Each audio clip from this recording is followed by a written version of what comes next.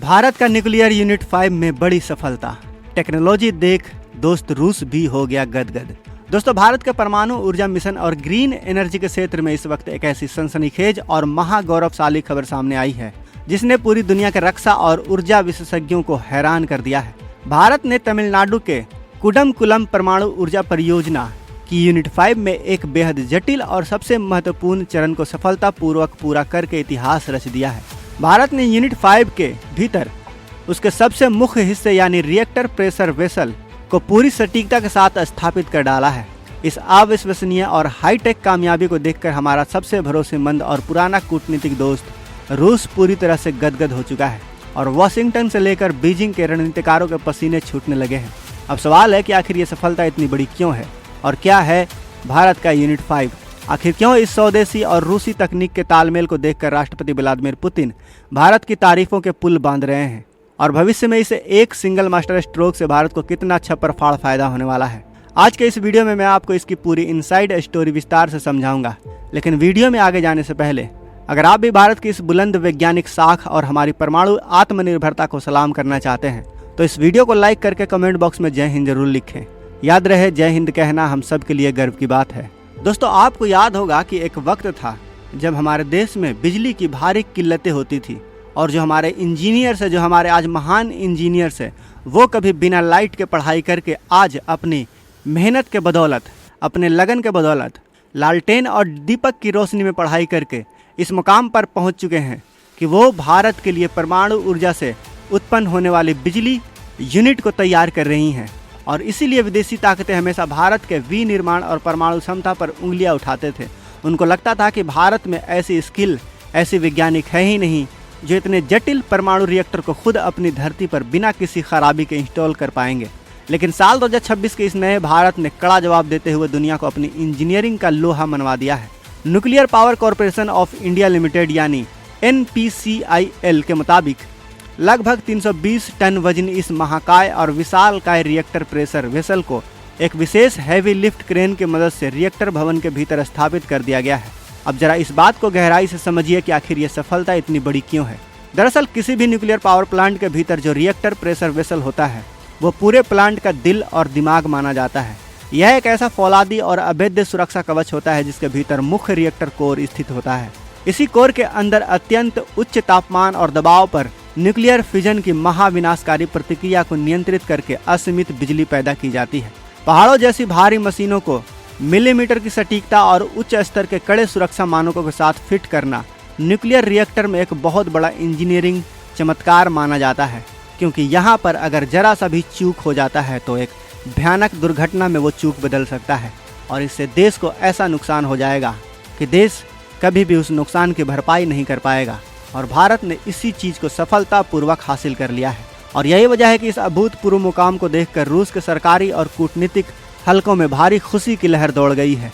कुडमकुलम परियोजना भारत और रूस की रणनीतिक और परमाणु साझेदारी का दुनिया का सबसे सफल और बड़ा उदाहरण माना जाता है।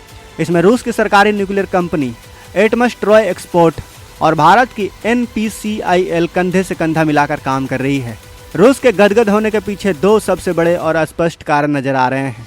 पहला, रूसी राष्ट्रपति व्लादिमीर पुतिन और वहां के इंजीनियर्स ये साफ देख रहे हैं कि पश्चिमी देशों द्वारा लगाए गए कड़े प्रतिबंधों और भू राजनीतिक उठापटक के बावजूद भारत ने रूस की VVER 1000 रिएक्टर टेक्नोलॉजी को अपनी धरती पर इतनी सुचारू और तेज रफ्तार से आगे बढ़ाया जो भारत की अटूट विश्वसनीयता को दर्शाता है। दूसरा, रूस जानता है कि भारत इस वक्त दुनिया का सबसे तेजी से बढ़ता हुआ देश है। जब भारत रूस की मदद से अपनी यूनिट 5 में इतनी बड़ी तकनीकी उपलब्धि हासिल करता है तो पूरी दुनिया के सामने रूसी परमाणु तकनीक की साख मजबूत होती है, जिससे अमेरिकी और यूरोपीय कंपनियों का एकाधिकार पूरी तरह से ध्वस्त हो जाता है। खुद विदेश मंत्री S जयशंकर भी अंतर्राष्ट्रीय मंचों पर कुडमकुलम को भारत रूस परमाणु साझेदारी का सबसे चमकीला सितारा बता चुके हैं। आपकी जानकारी के लिए बता दूं कि भारत में जो यूनिट 1 है और यूनिट 2 है वो अभी पूरी क्षमता के साथ चालू है और इसमें डेली 2000 मेगावाट बिजली पैदा की जाती है। इससे अब तक 130 अरब बिजली उत्पादन किया जा चुका है, जिससे करोड़ों टन कार्बन पर रोक लगाया जा चुका है। वहीं हम बात करें इसके यूनिट 3 और यूनिट 4 की तो इसका निर्माण कार्य अभी अंतिम चरण में है, जिससे हर दिन 2000 मेगावाट बिजली पैदा की जा सकती है। इससे दक्षिण भारत के पावर ग्रिड और भारी उद्योगों को भारी बिजली मिल सकेगी, जिससे देश में औद्योगिक और आर्थिक क्रांति आएगी। वहीं अगर हम बात करें यूनिट 5 और 6 की, तो इसकी स्थापना सफलतापूर्वक कर ली गई है। इससे भी 2000 मेगावाट बिजली हर दिन पैदा की जा सकेगी। इसके तहत मेक इन इंडिया और बाय ग्लोबल के तहत इसके जितने भी क्रिटिकल पार्ट्स हैं उनको भारत में ही निर्माण किया जाएगा। अगर यूनिट 5 और 6 पूरी तरीके से सफलता और चालू हो जाता है तो इससे 6000 मेगावाट बिजली पैदा की जा सकती है। ये भारत का सबसे बड़ा और स्वच्छ परमाणु ऊर्जा केंद्र बन जाएगा, जिससे भारत में आर्थिक और औद्योगिक क्रांति आ जाएगी। आपको बता दूं कि इस वक्त भारत के कोयले और विदेशी कच्चे तेल पर हमारी निर्भरता को कम करने के लिए परमाणु ऊर्जा ही हमारा सबसे बड़ा और अचूक ब्रह्मास्त्र है। कुडमकुलम की यूनिट 1 और यूनिट 2 पहले से ही पूरी क्षमता के साथ आबाद रूप से देश को रोशन कर रही है।